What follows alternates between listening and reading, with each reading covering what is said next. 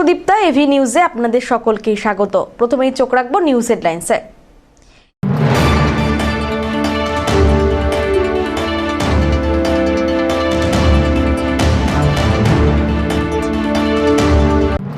তৃণমূলে ভাঙনের ইঙ্গিত, কর্মফল ভোগ করছে মমতা, অভিষেক, কটাক্ষ সুকান্তর।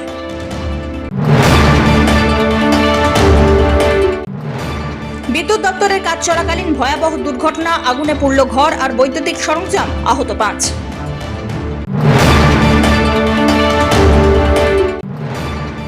কৃষ্ণদাস ঘনিষ্ঠ বিশ্বজিৎ চাকিকে গ্রেপ্তার করল জলপাইগুড়ির কোতোয়ালি থানার পুলিশ।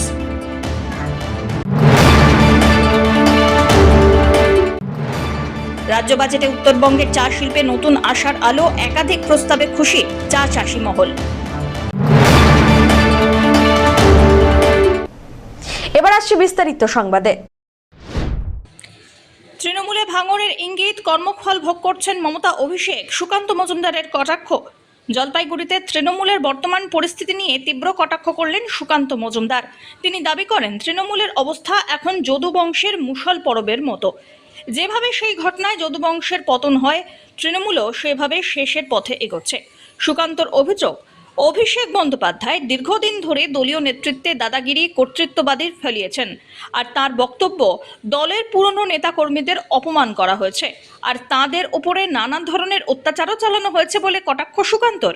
এখন সুযোগ পেয়ে সেই নেতাকর্মীরাই প্রতিশোধ নিচ্ছেন বলে দাবি করেন তিনি। এ প্রসঙ্গে তিনি আরো বলেন, কর্মফল ভোগ করতে হয়। তৃণমূল আজ সেই কর্মফলই ভোগ করছে যা তারা করেছে। মমতা অভিষেকের নেতৃত্বে যে রাজনীতি হয়েছে তারই ফল আজ দলের মধ্যে দেখা যাচ্ছে। সুকান্ত মজুমদারের এই মন্তব্য ঘিরে রাজ্য রাজনৈতিক মহলে নতুন চর্চা শুরু হয়েছে। তবে তার অভিযোগের বিষয়ে তৃণমূলের পক্ষ থেকে কোনো প্রতিক্রিয়া পাওয়া যায়নি। তৃণমূলের চেয়ারম্যান অরূপ রায় আর ভাইস চেয়ারম্যান হচ্ছে ববি, অরূপ বিশ্বাস আর রথিন। মমতা তৃণমূল ভেঙে খানখান। দেখুন, এখন তৃণমূল কংগ্রেসের অবস্থা হচ্ছে যদুবংশের সেই মুষল পর্বের মতো। মুষল পর্বে যেভাবে যদুবংশ শেষ হয়ে গেছিল, তৃণমূল কংগ্রেসও সেইভাবে শেষ হয়ে যাচ্ছে এবং যাবে। এবং অভিষেক বন্দ্যোপাধ্যায় এতদিন ধরে যে দাদাগিরি, নেতাগিরি করে এসছেন, পুরনো লোকেদেরকে তাদের উপরে প্রেশার দেওয়া, তাদেরকে নানারকমভাবে অত্যাচার করা, তাদেরকে অপমান করার কাজ করতে, এখন তারা সুযোগ পেয়ে তার প্রতিশোধ নিচ্ছে। তো সেই জন্য কর্মের ফল এই যুগ এখানেই ভোগ করতে হয়। মানে কর্মফলের ভোগ করছে।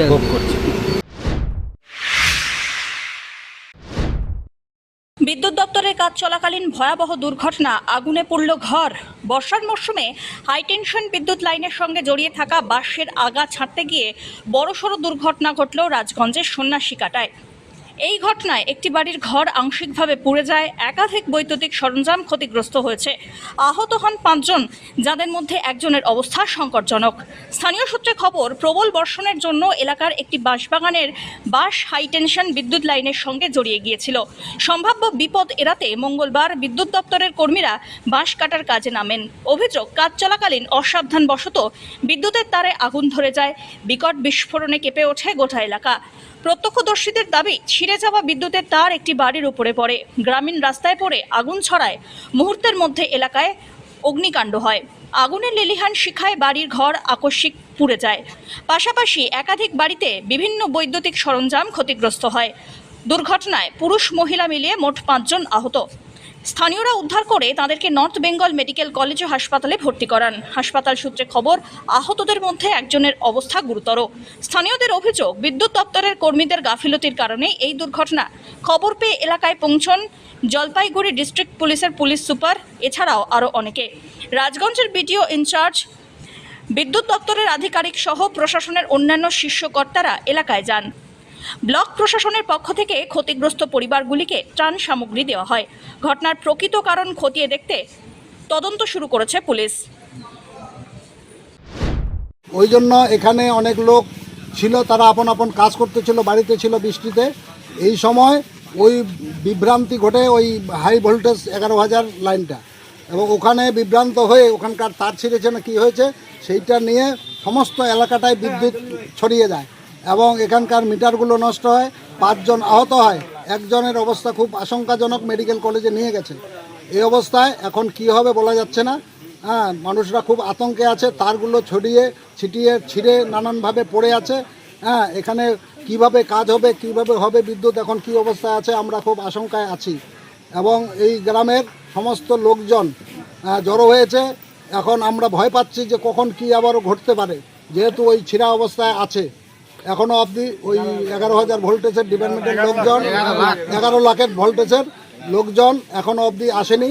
তারা এসে পালিয়ে গেছে, তারাও আহত হয়েছে শুনলাম। প্রশাসন বাসগুলো কাটছিল, মূলত বাসগুলো কারা কাটছিল এখানে? বাসগুলো কেটেছে ওই 11,000 ভোল্টেজের ওই ডিপার্টমেন্টের লোকই কাটছিল? 11 লাখ টাকা ওই ডিপার্টমেন্টের লোকই কাটছিল? ওদের ডিপার্টমেন্টের লোক কাটছে। কাজের লোকগুলো কোথায়? এই লোকগুলো সব সঙ্গে সঙ্গে ভাগিয়ে গেছে, ওদেরও 2-1 আহত হয়েছে। ঘটনাটা এখানে তো এই যে আমাদের হাই টেনশন বড় লাইনটা ওরা মেরামতের জন্য হয়তো আসছিল এখানে বাস কাটার জন্য। তো ওদের ডিপার্টমেন্টের লোক বাস কাটতেছিল, মনে হয় ওটা সফট আউট করে দিয়ে লিক করছে বা বাস্ট হওয়ার মতো হয়েছে। এখানে আশেপাশে যতগুলো বাড়ি ছিল সব তার ছিঁড়ে গেছে ইলেকট্রিকের, যে আমাদের কি বলে ওটা ট্রান্সমিটার, 11 আছে, যেটা আমাদের ছোট লাইন, সেই ছোট লাইনের খুঁটি অনেকগুলো থেকে তার ছিঁড়ে গেছে। এবং যেটা বাড়ি বাড়ি মিটার লাগানো হয়, মিটার, সেই মিটারগুলো মিনিমাম এখান থেকে 1/2 কিলোমিটার অবধি মানে মিটারগুলো বাস্ট হয়ে গেছে। আমার বাড়িটা এখানে থেকে অনেক দূর পাশে আছে, আমার বাড়িটাও মানে মিটার ওখানে আগুন ধরে গেছিলো, আমার মিটারটাও বাস্ট হয়ে গেছে। তো কতজন আহত কতজন হয়েছে এই ঘটনা? আহত এখানে 5 জন হয়েছে। 5 জনের মধ্যে একজন খুবই সিরিয়াস, এখন আমাকে মেডিকেল থেকে ফোন করলো। ওর নাম হচ্ছে আলিয়ার রহমান। ওর মানে পুরা জ্বলে গেছে শরীরটা, পুরা শরীরটা জ্বলে। এক্ষুনি ফোন করলো আমাকে মেডিকেল থেকে যে ওকে আইসিইউর ব্যবস্থা করতে হবে। তো আমার একটাই অনুরোধ, যারা আহত হয়ে গেছে এদের ফাটাফট ট্রিটমেন্টের ব্যবস্থাটা যাতে প্রশাসন করুক। কৃষ্ণদাস ঘনিষ্ঠ বিশ্বজিৎ চাকিকে গ্রেফতার করলো জলপাইগুড়ি কোতোয়ালি থানার পুলিশ। কৃষ্ণদাসের ঘনিষ্ঠ সহযোগী হিসেবে পরিচিত বিশ্বজিৎ চাকিকে গ্রেফতার করলো জলপাইগুড়ি কোতোয়ালি থানার পুলিশ। অভিযোগ, জলপাইগুড়ি 12 পেটিয়া এলাকায় ত্রাস হিসেবে চিহ্নিত কৃষ্ণদাসের আশ্রয়ে থাকা বিশ্বজিৎ চাকি এলাকায় দাদাগিরি ও তোলাবাজি চালাতো। পুলিশ সূত্রে জানা গিয়েছে, এবারের বিধানসভা নির্বাচনে জলপাইগুড়ি আসনে তৃণমূলের প্রার্থী ছিলেন কৃষ্ণদাস। অভিযোগ ওঠে, ভোটের ফল ঘোষণার পরদিন বিজেপি কর্মীদের উপর প্রাণঘাতী হামলার ঘটনায় কৃষ্ণদাস ও তার সঙ্গীদের বিরুদ্ধে অভিযোগ দায়ের হয়। এরপর থেকেই কৃষ্ণ এলাকা ছেড়ে গা ঢাকা দিয়েছে বলে অভিযোগ। গত 5ই মে থেকে কৃষ্ণদাসের খোঁজে তল্লাশি চালিয়ে যাচ্ছে পুলিশ। তদন্তে একে একে তার বেশ কয়েকজন সহযোগী ধরা পড়েছে। সেই ধারাবাহিকতায় সোমবার রাতে বিশ্বজিৎ চাকিকে গ্রেফতার করা হয়। অভিযোগ, কৃষ্ণের ঘনিষ্ঠ হয়ে জলপাইগুড়ি রোড স্টেশন ও ডেঙ্গুয়াঝাড় এলাকায় প্রভাব বিস্তার করে তোলাবাজি ও দাদাগিরি করত বিশ্বজিৎ। মঙ্গলবার তাকে জলপাইগুড়ি আদালতে তোলা হয়। পুলিশ ঘটনার তদন্ত চালিয়ে যাচ্ছে।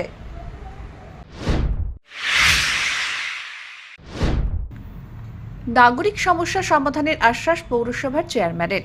7 দিনের মধ্যে জল ও রাস্তার সমস্যা মেটানোর প্রতিশ্রুতি। জল ও রাস্তা সহ বিভিন্ন নাগরিক সমস্যার সমাধানের দাবিতে গত রবিবার 22 নম্বর পৌর কংগ্রেস কমিটির উদ্যোগে মাসকালাইবাড়ি এলাকায় পথ অবরোধ করেছিলেন এলাকার বাসিন্দারা। সেই দিনের আশ্বাস অনুযায়ী মঙ্গলবার জলপাইগুড়ি পুরসভার চেয়ারম্যানের সঙ্গে দেখা করেন নাগরিকরা। এদিন পৌরসভার চেয়ারম্যান এলাকার বাসিন্দাদের সঙ্গে কথা বলেন এবং জানান 22 নম্বর ওয়ার্ডের জলের সমস্যা 7 দিনের মধ্যে সমাধানের চেষ্টা করা হবে। পাশাপাশি রাস্তাঘাটের সমস্যার বিষয়েও তিনি আশ্বাস দেন। রাজ্য সরকারের ফান্ড এলেই প্রয়োজনীয় কাজ শুরু করা হবে। এই বিষয়ে পৌরসভার চেয়ারম্যান বলেন, 22 নম্বর ওয়ার্ডে জলের যে সমস্যা রয়েছে তা দ্রুত সমাধানের চেষ্টা করা হবে। অন্যান্য সমস্যাগুলিও ধাপে ধাপে সমাধান করা হবে। আজকে জলপাইগুড়ি মিউনিসিপ্যালিটির ex vice chairman Pinaki Sengupta আমাকে আগেও ফোন করেছিলেন। ওনারা একটা পথ অবরোধ করেছিলেন, ওদের কিছু ডিমান্ড নিয়ে উনি 15 তারিখ চিঠি দিয়েছিলেন। তার পরিপ্রেক্ষিতে আজকে নাগরিকরা 22 নম্বরে এসেছেন। ওনাদের দীর্ঘক্ষণ ওনাদের কথা শুনলাম। যেটা বিষয় সেটা হচ্ছে যে ওনারা লিখিত আকারে যেটা বলেছেন সেটা হচ্ছে পবিত্রনগরে জলের সমস্যা, এবং জলের সমস্যা যেটা পবিত্রনগরে রয়েছে সেটা বলে না, কাজটা গন্ধ আছে জলে এবং আয়রন আছে। এটা আমি আমাদের ইঞ্জিনিয়ারিং দপ্তর জল দপ্তরকে বলছি যে এটা ওয়াশ করে দেওয়ার জন্য। সেকেন্ডলি হচ্ছে যে ওনাদের পেভার ব্লকের রাস্তা হয়েছিল, সেখানে জলের খোঁড়ার জন্য আমি যে ওনাদের ছবিটা দেখলে তাদের বুঝলাম যে জলের পাইপলাইন কোথাও অবস্ট্রাকশন হয়েছে, সেটা খোঁড়ার জন্য ওখানে পেভার ব্লকগুলো সরেছে, বা রাস্তার কোথাও দেখা যাচ্ছে যে একটু পাইপলাইন বসার জন্য সেখানে ফাটলের মতো রয়েছে। সেগুলো যত দ্রুত সম্ভব, কারণ এই মুহূর্তে আপনারা জানেন যে রাজ্য সরকারের নির্দেশে সমস্ত ঠিকাদারের পেমেন্ট বন্ধ আছে। তার ফলে কাউকে যদি আমি কাজ করতে বলি তাহলে তাকে পেমেন্টটা দিতে হবে। নতুন রাজ্য সরকার হয়েছে এবং রাজ্য সরকার যখনই আমাদের পেমেন্টের অর্ডার দেবেন তখনই আমরা সেই কাজ শুরু করতে পারি। আর তৃতীয়ত হচ্ছে যে ওনাদের আলোচনা সাপেক্ষে ওনারা বললেন সেটা হচ্ছে যে কাউন্সিলরকে খুঁজে পাওয়া যাচ্ছে না। আমি যখন কাউন্সিলরকে ফোন করলাম এবং আজকে ফোন ধরেন, নিশ্চয়ই কোনো কাজে ব্যস্ত ছিলেন, আমি কাউন্সিলরের সাথে কথা বলবো যাতে কাউন্সিলর পৌর পরিষেবা সঠিকভাবে রাখে। আরেকটা বাঁধের কথা ওরা বলছেন যে অনুকূল মন্দিরের পিছনে হচ্ছে না, জল মিউনিসিপ্যালিটি করছে না, মিউনিসিপ্যালিটি ডিপার্টমেন্টের মানে মিউনিসিপ্যাল ডিপার্টমেন্টের মধ্যে নয়, সেটাও আমি খতিয়ে দেখলাম। এবং সর্বোপরি ওনাদের সমস্ত আবেদন মন দিয়ে শোনা হলো এবং যথোপযুক্ত উপায় তা আগামী দিনে সেটা সমাধান করা হবে, এই বিষয়ে তাদেরকে আমি আশ্বস্ত করি। অন্যদিকে জলপাইগুড়ি পুরসভার প্রাক্তন ভাইস চেয়ারম্যান পিনাকি সেনগুপ্ত বলেন, আগামী 7 দিনের মধ্যে সমস্যার সমাধান না হলে তারা বাধ্য হয়ে অন্য পথ অবলম্বন করবেন।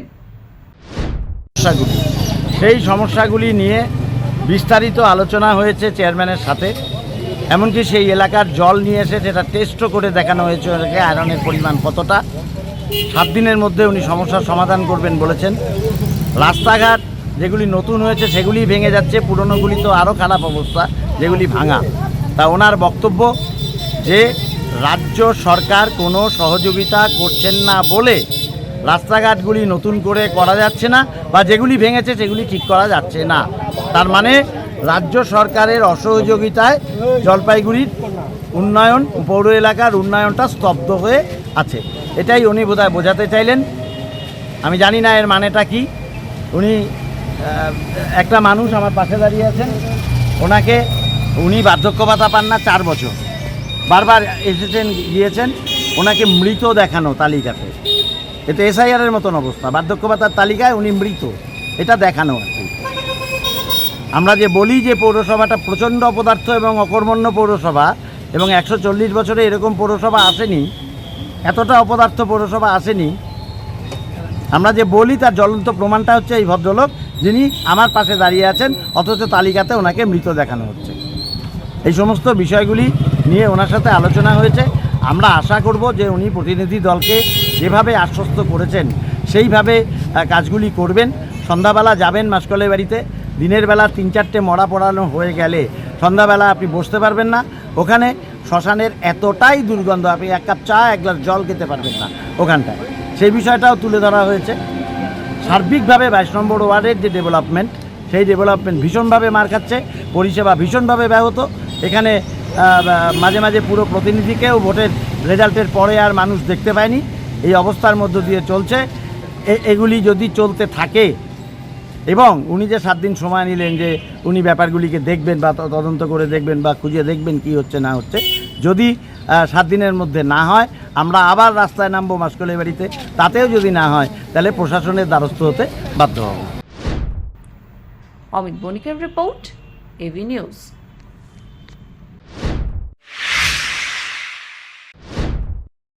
জলপাইগুড়িতে সিভিল ডিফেন্স কর্মীদের বেতন বৃদ্ধি আর কাজের নিশ্চয়তার ঘোষণায় স্বস্তি স্বাগত জানালো অ্যাসোসিয়েশন। রাজ্য বাজেটে সিভিল ডিফেন্স কর্মীদের বেতন বৃদ্ধি, মাসে 20 দিনের কাজ নিশ্চিত করার ঘোষণাকে স্বাগত জানালো West Bengal disaster management and civil defence fighter association. সোমবার এই ইস্যুতে জলপাইগুড়িতে সাংবাদিক বৈঠক করলেন সংগঠনের সম্পাদক প্রসেনজিৎ বসাক। তিনি জানান, 2021 সাল থেকে সিভিল ডিফেন্স কর্মীদের বিভিন্ন দাবি নিয়ে আন্দোলন চলছে। এই সময় একাধিকবার গ্রেফতারও হতে হয়েছে, তবুও কাজের নিশ্চয়তা নিয়ে সমস্যা থেকেই গিয়েছে। প্রসেনজিৎ আরও বলেন, 2007 সালে বামফ্রন্ট সরকারের সময় একটি বিজ্ঞপ্তি অনুযায়ী মাসে 1 থেকে 14 দিন কাজ দেওয়া হতো, তারপর 14 দিন থাকতো বিরতি। তিনি রাজ্য সরকারের ঘোষণাকে ইতিবাচক বলে উল্লেখ করেন।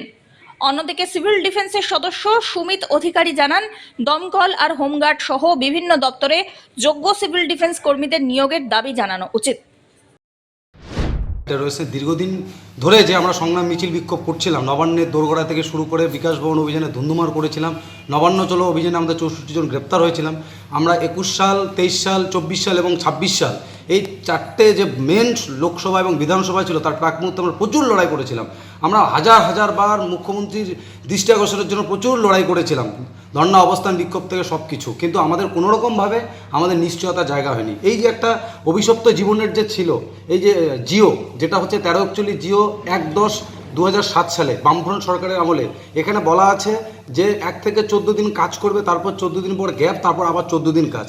এই পুনরাবৃত্তি হিসেবে আমাদের তৎকালীন বিরোধী দলনেতা অর্থাৎ 26 তারিখ ডিসেম্বর মাস 2025 সাল নবান্নের দোরগোড়ায় আমাদের যে ধর্ণা কর্মসূচি ছিল সেই কর্মসূচিতে মাননীয় বিরোধী দলনেতা তৎকালীন আজকে বর্তমানে মুখ্যমন্ত্রী সম্মানীয় শ্রীযুক্ত শুভেন্দু অধিকারী মহাশয় আমাদের মঞ্চে এসেছিল এবং আমাদের কথা দিয়েছিল যে আমি যদি সরকারের কোনো ভূমিকায় থাকি তাহলে সেই জায়গা থেকে আপনাদের যে দাবি রয়েছে সে দাবির যে সমস্যা সে সমস্যার সমাধান হবে। তো আজকে আমরা দেখতে পেলাম যে বাজেট ঘোষণা হলো, অর্থমন্ত্রী স্বপন দাশগুপ্ত মহাশয় যিনি আজকে বাজেট ঘোষণা করলেন, তাতে করে আমাদের 2000 টাকার বেতন বৃদ্ধি এবং 14 দিনের যে কাজ সেই 14 দিনের জায়গায় আজকে আমাদের 20 দিনের কাজটা হতে চলছে। এটা এখন ফাইন্যান্স অর্ডারের আমরা শুধু অপেক্ষায় রয়েছি। তবে আমরা আশাবাদী যে সেন্ট্রাল প্রজেক্ট থেকে যে আবদা মিত্র স্কিমে যে ট্রেনিং করা হয়েছিল, স্পেশাল ট্রেনিং 10 দিন করা হয়েছিল, তাদের কিট থেকে শুরু করে সমস্ত রকম কিছু আমরা আশা রাখছি আবদা মিত্র যারা রয়েছে তাদের জন্য যেন একটা কর্মনিশ্চয়তার জায়গা সেই জিওর মধ্যে করে তোলে। তবে আমরা এখনও বিভিন্ন ব্লকে, মহকুমায়, জেলায় আমাদের আধিকারিক যারা আছেন বা আমাদের যে স্পেশাল সেক্রেটারি, প্রিন্সিপাল সেক্রেটারি যারা ছিল তাদের আমাদের সহযোগিতা করেছে বলে আজকে আমরা 14 দিন কাজ পাচ্ছি, অনেকে 3 দিন, 5 দিন, 7 দিন কাজ করছে। আমরা দাবি রাখছি আমাদের ফাইটার অ্যাসিস্ট্যান্ট সিভিল ডিফেন্স আবদা মিত্রর পক্ষ থেকে রাজ্যব্যাপী সমস্ত জেলায়, সে কুচবিহার থেকে হাওড়া, মেদিনীপুর, বর্ধমান, 24 পরগনা, সমস্ত জায়গায় যে অ্যাক্টিভ ছেলেমেয়েরা যারা রয়েছে, তৃণমূলের সময় যে স্বজন পোষণ অফিসে যে গড়ে ওঠা যে শাসক, সেই ছেলেমেয়েদেরকে দ্রুততার সহিত বার করতে হবে ডিউটি থেকে। কারণ আমরা আজকে দীর্ঘ সময় ধরে আজকে আমরা বঞ্চিত। এই ডিপার্টমেন্টে কেউ 10 বছর, 12 বছর, 15 বছর ধরে ট্রেনিং করে আজকে বেকার হয়ে রয়েছে। তারা সারা বছরে 2 দিন 1 দিন কাজ পেত না। আমরা সেই লিস্ট আমরা আমাদের মাননীয় মুখ্যমন্ত্রী এবং আমাদের যে বিপর্যয় মন্ত্রী হতে চলছে তার কাছে যাব এবং আমাদের যে প্রিন্সিপাল স্পেশাল সেক্রেটারি রয়েছে তার কাছে দিতে চলছি এবং যে আমাদের শ্রমমন্ত্রী সম্মানীয় শ্রীযুক্ত অর্জুন সিং মহাশয় তার অ্যাপয়েন্টমেন্ট করে আমরা তার কাছে আমাদের নামের লিস্ট আমরা জমা করতে চলছি। প্রতিটা জেলায়, ব্লকে, মহকুমা স্তরে, নবান্নে, বিকাশ ভবনে, ডাইরেক্টর অফিসে আমাদের ফাইটার অ্যাসোসিয়েশন অর্থাৎ তৃণমূল সরকারের আমলে যারা বঞ্চিত ছিল তাদের রুটি রুজি হবে, তারা কর্মকাজে থাকবে, সরকারের পাশে থাকবে। আর সরকারকে আমাদের সংগঠনের পক্ষ থেকে শত কোটি শুভেচ্ছা, অভিনন্দন এবং ভালোবাসা জানাচ্ছি। সব্যসাচী মজুমদারের রিপোর্ট।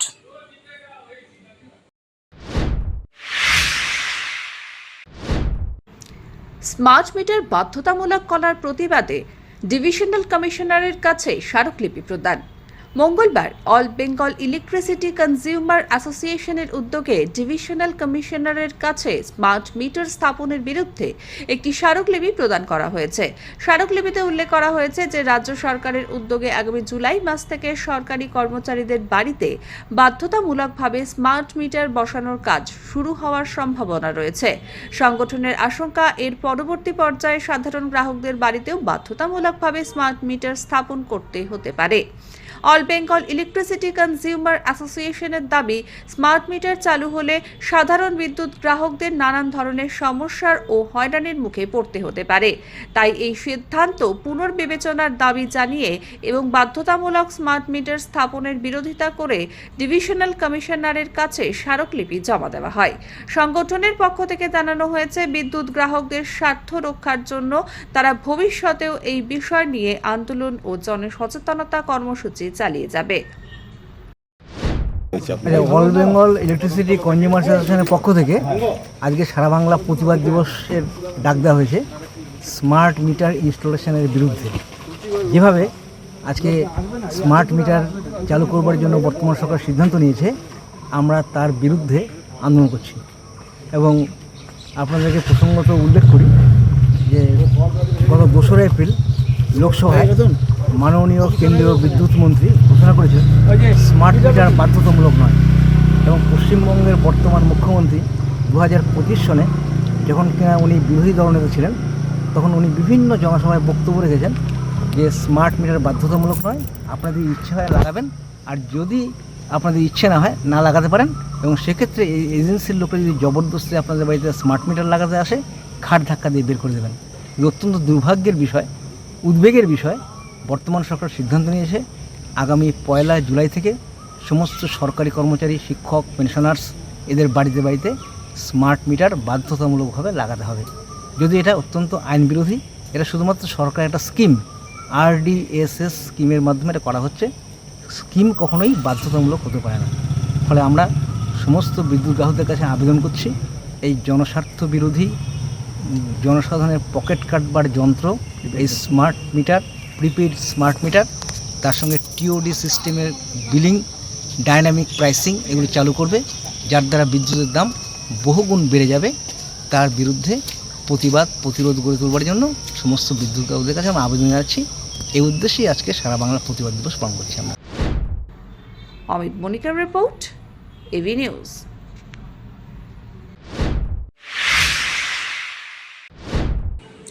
পাহাড় সমতলে টানা বৃষ্টির জেরে নদী নালা ঝর্ণার জলস্তর বেড়ে বিপন্ন জনজীবন। অত্যন্ত প্রয়োজন ছাড়া ঘরবন্দি অনেকে। মানুষের পাশাপাশি দুর্ভোগে বন্যপ্রাণীরাও, কারণ জঙ্গলের বুক চিরে বয়ে যাওয়া নদী নালাগুলিতে জল গিয়েছে বেড়ে। এরই মধ্যে ডুয়ার্সে ধরা পড়ল বিরল দৃশ্য। নাগরাকাটা ব্লকের বামনডাঙ্গা চা বাগানের ফ্যাক্টরি লাইনের পাশে দুটি দাঁতাল হাতিকে মুখোমুখি লড়াই করতে দেখা গেল। মঙ্গলবার সকালবেলায় ঘন কালো মেঘে ঢাকা আকাশ আর ঝিরঝিরে বৃষ্টির মধ্যেই নজর কাড়ে এই ঘটনা। দূর থেকে এক ব্যক্তি মোবাইল ফোনে ক্যামেরায় সেই দৃশ্য বন্দী করেন। পরে মুহূর্তের মধ্যে সেই ছবি ভাইরাল হয়ে যায় সোশ্যাল মিডিয়ায়। বৃষ্টি ভেজা পরিবেশে দুই দাঁতালের এই লড়াইয়ের দৃশ্য এলাকাবাসী আর প্রকৃতি প্রেমীদের মধ্যে ব্যাপক সাড়া ফেলেছে। ধীমান রায়ের রিপোর্ট।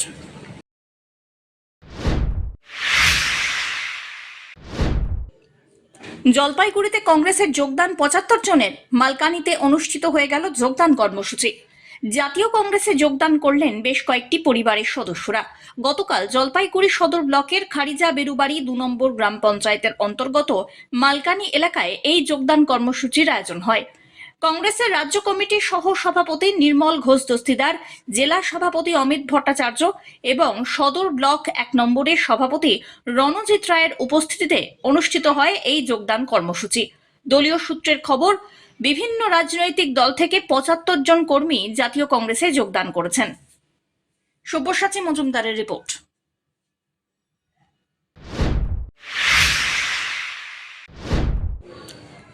রাজ্য বাজেটে উত্তরবঙ্গের চা শিল্পে নতুন আশার আলো। একাধিক প্রস্তাবে খুশি চা চাষি আর শ্রমিকরা।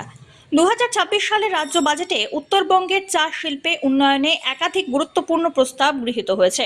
বাজেটে ঘোষিত পদক্ষেপ ঘিরে আশাবাদী জলপাইগুড়ি সহ উত্তরবঙ্গের চা চাষি আর শ্রমিকরা। জলপাইগুড়ি ক্ষুদ্র চা চাষী সমিতির সম্পাদক বিজয় গোপাল চক্রবর্তী জানান, বাজেটে চা শিল্পের জন্য নেওয়া উদ্যোগ অত্যন্ত ইতিবাচক। বিশেষ করে চা শ্রমিকদের কল্যাণ, জীবিকা সুরক্ষায় প্রধানমন্ত্রী চা শ্রমিক প্রোৎসাহন যোজনা চালুর প্রস্তাবকে তিনি গুরুত্বপূর্ণ পদক্ষেপ হিসাবে উল্লেখ করেছেন। এছাড়াও শিলিগুড়িতে ১০০ কোটি টাকা ব্যয়ে একটি কমন প্রসেসিং সেন্টার গড়ে তোলার পরিকল্পনা গৃহীত হয়েছে। এই প্রকল্প ক্ষুদ্র চা চাষিদের উৎপাদন, প্রক্রিয়া, বিপণনের ক্ষেত্রে বড় সহায়ক হবে বলেই আশা। অন্যদিকে উত্তরবঙ্গের চা বাগান এলাকায় সাংস্কৃতিক ঐতিহ্য সংস্করণ, চা পর্যটনের প্রসার, সংশ্লিষ্ট ব্যবসার উন্নয়নের লক্ষ্যে বাগানের জমির বাণিজ্যিক ব্যবহারের সীমা কমিয়ে ১৫% নির্ধারিত হয়েছে। এই সিদ্ধান্তকেও স্বাগত জানিয়েছে চা মহল। সব মিলিয়ে এবারের বাজেট উত্তরবঙ্গের চা শিল্পে নতুন দিগন্ত খুলে দিচ্ছে, এমনটাই মত সংশ্লিষ্টদের।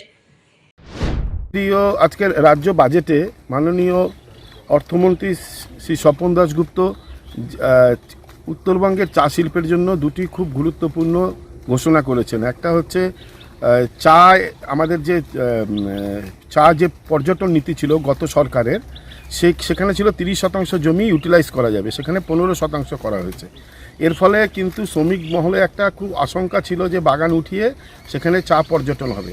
আমরা এটা দৃঢ়ভাবে বিশ্বাস করি যে চা পর্যটন কখনো চা শিল্পের বিকল্প হতে পারে না। হয়তো একটা এক্সট্রা মানি সেখানে হতে পারে, জেনারেট হতে পারে, এবং এটাকে আমরা খুব ভালো মতো ওয়েলকাম করছি যে এই ধরনের যাতে বাইরের লোকরা এসে চা বাগানে তাদের ব্যবসা বিস্তৃতি করতে না পারে, এটা উত্তরবঙ্গের চা শিল্পের জন্য একটা মঙ্গল ঘটনা।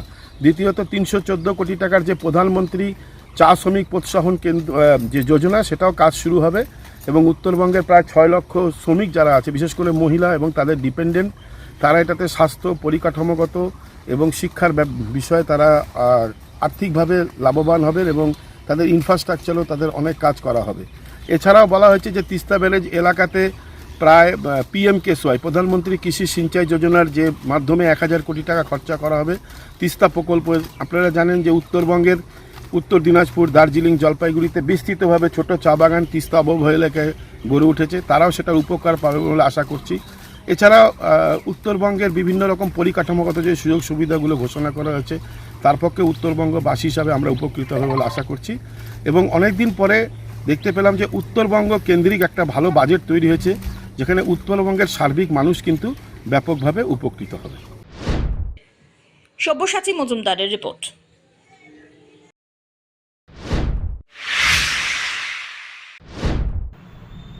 অমৃত প্রকল্পের জল ঘরে ঘরে পৌঁছানোর দাবিতে এমইডি দফতরে স্মারকলিপি প্রদান শহর ব্লক কংগ্রেসের। জলপাইগুড়ি শহর ব্লক কংগ্রেস কমিটির উদ্যোগে সোমবার এমইডি দপ্তরে একটি স্মারকলিপি প্রদান করা হয়। স্মারকলিপিতে অভিযোগ করা হয়েছে যে জলপাইগুড়ি পুরসভার বিভিন্ন ওয়ার্ডে এখনো পর্যন্ত অমৃত প্রকল্পের পানীয় জল সাধারণ মানুষের কাছে পৌঁছয়নি। কংগ্রেস নেতৃত্বের দাবি, প্রকল্প চালু হওয়ার পরও কেন পৌরসভার সমস্ত ওয়ার্ডের বাসিন্দারা এই পরিষেবার সুবিধা পাচ্ছেন না, সেই বিষয়ে সংশ্লিষ্ট এক্সিকিউটিভ অফিসারের কাছে স্পষ্ট ব্যাখ্যা চাওয়া হয়েছে। পাশাপাশি অমৃত প্রকল্পের কাজ বাস্তবায়নে অনিয়ম বা দুর্নীতির অভিযোগ তুলে তার সঙ্গে জড়িত ব্যক্তিদের দ্রুত চিহ্নিত করে উপযুক্ত ব্যবস্থা নেওয়ার দাবিও জানানো হয়েছে। শহর ব্লক কংগ্রেসের পক্ষ থেকে বলা হয়েছে, সাধারণ মানুষের স্বার্থে প্রকল্পের কাজ দ্রুত সম্পন্ন করে প্রতিটি বাড়িতে পানীয় জল পৌঁছে দেওয়া নিশ্চিত করতে হবে, অন্যথায় আগামী দিনে বৃহত্তর আন্দোলনের পথেও হাঁটার ইঙ্গিত দিয়েছেন তারা। আজকে আমরা এমইডি অফিসে এসেছি। আপনারা জানেন যে অমৃত জল প্রকল্প নিয়ে দীর্ঘদিন থেকে জলপাইগুড়ি শহরের বিরোধী দল কংগ্রেস লড়াই করে চলেছে। আজকে মানুষ ভেবেছিল যে রাজ্যে পরিবর্তন এলে পারে অমৃত যে জল প্রকল্প, সে জল প্রকল্পে পূর্ণ তদন্ত হবে এবং প্যারালালি প্রত্যেকটা মানুষ প্রত্যেকটা ঘরে ঘরে জল পৌঁছে যাবে। কিন্তু আমরা অত্যন্ত আশ্চর্যজনকভাবে লক্ষ্য করলাম যে অনারেবল মিনিস্টার অগ্নিমিত্রা পাল জলপাইগুড়িতে ভিজিট করে গেলেন এবং তারপরে যে সিদ্ধান্তগুলি উনি দিলেন সেগুলো মানুষের পক্ষে অত্যন্ত হতাশজনক। আমরা ভেবেছিলাম যে উনি দ্রুত মানুষের বাড়িতে হাউস টু হাউস কানেকশনের কথা বলবেন, উনি বললেন না।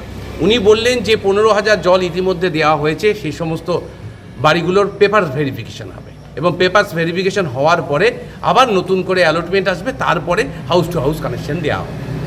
আজকে বিজেপির কিছু বন্ধুরাই বলে বেড়াচ্ছে যে ওয়ার্ডে ওয়ার্ডে কেন জল ঢুকছে না। এখন সরকারটা বিজেপির সরকার, এখন অগ্নিমিত্রা পাল মহাশয়া বিজেপির একজন গভর্নমেন্টের একজন মন্ত্রী।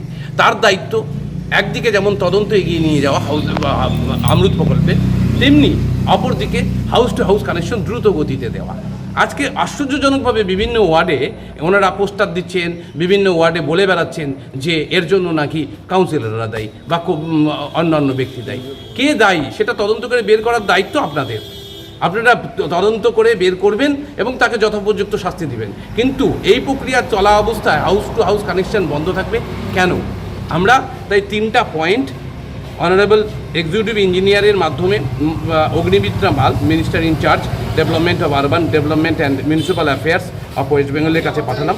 আমাদের 3টা পয়েন্ট অত্যন্ত স্পষ্ট করে বলছি যে সমস্ত বেনিফিশিয়ারিদের আপনারা এখন পর্যন্ত লাইন দেওয়া হয়েছে তাদের পেপারস ভেরিফিকেশন করুন, কিন্তু প্যারালালি যারা লাইন পায়নি, এখনও প্রায় 20,000 বাড়িতে জল পৌঁছায়নি জলপাইগুড়ি শহরে 25টা ওয়ার্ডে, সেই জল কিন্তু দ্রুত গতিতে দেওয়ার ব্যবস্থা করতে হবে।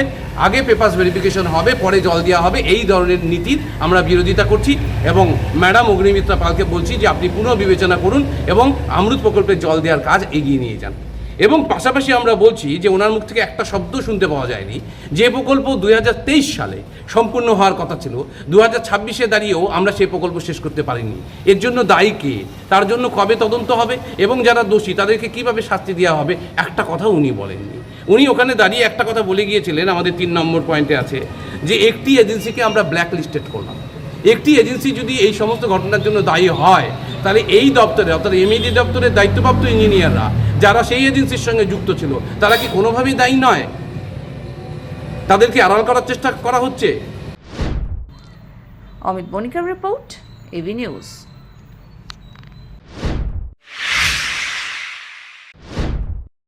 বন্যার ক্ষত এখনো তাজা, আতঙ্কে ধূপগুড়ির হোগলাটারি কুইলাপাড়া এলাকা। 8 মাসেও মেরামত হয়নি জলঢাকার বাঁধ। গত বছরের 4 অক্টোবর জলঢাকা নদীর ভয়াবহ বন্যায় ব্যাপক ক্ষতির মুখে পড়ে ধূপগুড়ি ব্লকের গধেয়ারকুটির একাধিক এলাকা। নদীর রুদ্ররূপে ভেঙে যায় বাঁধ, ভেসে যায় মানুষের বাড়িঘর। কিন্তু সেই ঘটনার বহু মাস পেরিয়ে গেলেও বাঁধের স্থায়ী মেরামতি কাজ সম্পন্ন হয়নি। সম্প্রতি টানা বৃষ্টিতে জলঢাকা নদীতে জলস্ফীতি দেখা দিয়েছে। সম্ভাব্য বন্যা পরিস্থিতির আশঙ্কায় প্রশাসনের পক্ষ থেকে এলাকায় মাইকিং করা হয়। পরিস্থিতি খতিয়ে দেখতে ঘটনাস্থল পরিদর্শনে যান ধূপগুড়ির মহকুমার শাসক শ্রদ্ধা সুব্বা, বিডিও সোমনাথ হালদার প্রমুখ। স্থানীয়দের অভিযোগ, গত বর্ষায় সর্বস্ব হারানোর পরেও সরকারি সহায়তা আর ঋণ নিয়ে কোনো মতে ঘুরে দাঁড়িয়েছেন তারা। কিন্তু এলাকা রক্ষার জন্য যে বাঁধ মেরামতির কাজ চলছে তা অত্যন্ত ধীর গতিতে আর নিম্নমানের। এপ্রিলে কাজ শুরু হলেও আপাতত বালি ফেলে ভাঙা অংশ মেরামতি হচ্ছে। বৃষ্টির জলে সেই বালি ধুয়ে সরে যাচ্ছে বলেও অভিযোগ। বন্যায় ক্ষতিগ্রস্ত এক বৃদ্ধা আশঙ্কা করেন, অনেক কষ্টে ঘরবাড়ি ঠিক করে বসবাস শুরু করেছেন। এইলে কি মিছা কথা কছ বা? এইলে টান্ডা টুকরা বান্দিছু মুখে আরো ইলে ভাসি যাবে। দাও কাঠাই ইলে কাম কাজ করিয়ে সাজানো আরো ইলে ভাসি যাবে। আমাদের বাড়ি হচ্ছে জলে, মধ্য জলে, পুকুরে। আচ্ছা, এই যে আপনার টিনের যে চাল দেখা যাচ্ছে সেটা কি আপনারা এখন থাকেন? হ্যাঁ, ওখানে থাকি, সিপিএন থেকে দিছে এটা। আচ্ছা, এখন তাহলে আপনারা সেখানে কিভাবে থাকেন? যে বৃষ্টি হচ্ছে, হাওয়া হচ্ছে কোনো কোনো সময়? বৃষ্টি হলে তো খাওয়া দাওয়া সব বন্ধ, রান্না টান্না সব বন্ধ হয়। যখন বৃষ্টি থাকে না তখন রান্না করে খাই, মানে খুব কষ্ট করে আছি আর কি। এই বৃষ্টি চলছে ক্রমাগত, একটা বন্যার একটা ভয় ভয় করে এলাকাবাসীরা আপনার ভয়, কালকে থেকে তো আমাদের ঘুমিয়ে নেই চোখ, সারা রাত মনে করে জায়গায় ছিলাম যে কখন বৃষ্টি হবে, কখন বাঁধ ভেঙে ইসে হয়ে যাবে, এরকম করে এসেছি সারা রাত্রি। আচ্ছা, গতবারের ভয়টাই এখনো কাটেনি, তাই তো? ভয় তো, ওই যে ভয় তো থাকবেই, ওই ভয়ের জন্য তো অনেক মানুষের আতঙ্ক হয়ে গেছে। এই যে বাঁধের কাজটা চলছে সেটা কি রকম হচ্ছে কাজ? কাজ তো এখন আর সেরকম ইসে করতেছে না, শুধু বালু দিয়ে বান ইসে করছে। এই যে বান আবার বৃষ্টির জলে বান ভেঙে যাচ্ছে, এটা নিয়ে অনেক কিছু বলা হচ্ছে, এখন কি করে জানি না। বোল্ডার দিয়ে এসে ওই যে গার্ডওয়াল শুধু সামান্য কাজ দেখাইছে মানুষকে, একটা বোল্ডার দিয়ে একটা কাজ এখনো হয়নি কমপ্লিট, এরকম করে এসে মানে পুরো আতঙ্ক আছে আর কি। বাঁধের কাজে হচ্ছে একবারে স্লো চলতেছে, মানে বাঁধের কাজে হচ্ছে খালি কোনো রকম বাঁধটাই যে বালু দিয়ে ভরে রাখছে, ঠিক আছে, তাছাড়া আশেপাশে আর কিচ্ছু করতেছে না। আর এই আজকের জন্য 10-15 দিন থেকে বাঁধের কাজ একবারে বন্ধই কোয়া চলে। হ্যাঁ, এই যে দেখেন, এই যে গাড্ডাগুলো হচ্ছে, জল যাচ্ছে এরকম করে গাড্ডা হইতেছে। আর আমরা যে কি করবো এখন, নদীতে সরকার থেকে সেদিন ঘোষণা করে দিল যে জলটা, নদীর জল বাড়তে পারে, আর নদীর জল তার জন্য রাত্রে ঘুমোয় না। আর নদীর জল যদি বাড়ে তাহলে যে বালু দিয়ে বাঁধ দিছে, এই বাঁধ একলাই গলে যাবে, মোমের মতো গলে যাবে। আচ্ছা, কি যাচ্ছেন এখন আপনারা? আমরা চাচ্ছি বাঁধটা যাতে একটু ইমার্জেন্সি হিসাবে কাজটা করে, যাতে পাথর টাথর দিয়ে ভালোভাবে, যাতে বস্তা যেভাবেই হোক যেটা ভালো হয় ওইভাবে যদি করে, তাহলে আমরা অনেক চিন্তাটা দূর থাকবে আমাদের। শুনলাম ব্লক প্রশাসন থেকে আজকে আসছিলেন ভিডিও। হ্যাঁ, ভিডিও ম্যাডাম আসলো, ওই যে ভিডিও স্যার আসলো, এসডিও ম্যাডাম আসলো, এসে নিয়ে দেখলো, দেখে নিয়ে বলতেছে কয় আর এটা তো রেলের, আমরা ঠিক আছে আমরা দেখতেছি। আচ্ছা, এইটুকুই বললো। দেখা যাচ্ছে আপনার বাড়িতেও জল ঢুকে যাচ্ছে। এই জল আছে, এখন কি করবো? এই আজকে ধরুন 1 বছর হইতে চললো, এখনো পরিস্থিতি হয়েছে, খালি বাদটা একটু হয়েছে, তাছাড়া তো ওইভাবে কোনো রকম শুরু হয় এখনো দেখতেছি না। অপরদিকে গধেয়ারকুটে গ্রাম পঞ্চায়েতের প্রধান বিজয় চন্দ্র রায় কি জানালেন, শুনুন। তারা অভিযোগ করছেন যে সেটা ভেঙে যাচ্ছে আস্তে আস্তে, কি বলবেন? হ্যাঁ বিলকুল, আজকে আমি আর আমাদের বিডিও সাহেব, এইচডিও ম্যাডাম আমরা পরিদর্শন করার জন্য গেলাম। তোর সঙ্গে আমাদের সুভাষ পঞ্চায়েত রয়েছিলেন, প্রসেনজিৎ মন্ডল রয়েছিলেন, আর ওইখানকার যে আমাদের এলাকাবাসী রয়েছেন, সবাই একসাথেই আমরা সেই পরিদর্শন করলাম। পরিদর্শন করে যেটা আমরা দেখতেই পেলাম, রাস্তা কালকের বৃষ্টিতে অনেক জায়গায় খাড্ডা হয়ে গেছে, মানে একটা দুরবস্থায় পড়ে আছে রাস্তাটা। তার জন্যই আজকে আমি সকালে বিডিও সাহেবকে কল করেছিলাম। কল করার পরে উনি আজকে এইচডিও ম্যাডামকে নিয়ে আসেন পরিদর্শন করার জন্য। এখন আমাদের ওইখানকার জনসাধারণের কাছে ওরা যেটা অভিযোগ ছিল জনসাধারণের, সেটা বিডিও সাহেব আর এইচডিও ম্যাডাম শুনলো। এরা উপরই জানাবেন আমার কাছে, সেই ওনাদের উপর যারা রয়েছেন মনে করো যেখানকার এজেন্সি, ওনাদের নম্বর আমি দিলাম, ওনারা কথা বলবেন। মনে হয় অতি দ্রুতই হয়তো কাজটা হয়তো শুরু হতে পারে। ধূপগুড়ির ব্লক উন্নয়ন আধিকারিক সোমনাথ হালদার জানান, বিষয়টি সংশ্লিষ্ট বিভাগকে জানানো হয়েছে, দ্রুত প্রয়োজনীয় ব্যবস্থা নেওয়া হবে। এদিকে বর্ষা এসে যাওয়ায় বাঁধ মেরামতি আর অসম্পূর্ণ এই বাঁধ ঘিরে নতুন করে উদ্বেগ বাড়ছে ধূপগুড়িতে। স্থানীয়দের একটাই দাবি, আর যাতে কোনো দুর্ঘটনা না ঘটে। ধীমান রায়ের রিপোর্ট। শেষ করবার আগে নিউজ হেডলাইন্স আরো একবার।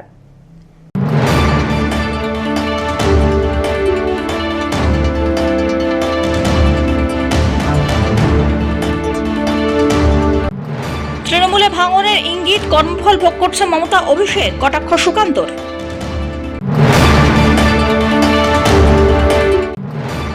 বিদ্যুৎ দপ্তরের কাজ চলাকালীন ভয়াবহ দুর্ঘটনা, আগুনে পুড়ল ঘর আর বৈদ্যুতিক সরঞ্জাম, আহত 5।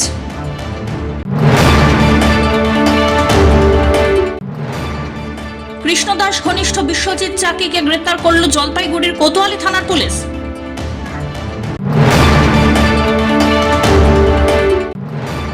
রাজ্য বাজেটে উত্তরবঙ্গের চা শিল্পে নতুন আশার আলো, একাধিক প্রস্তাবে খুশি চা চাষি মহল।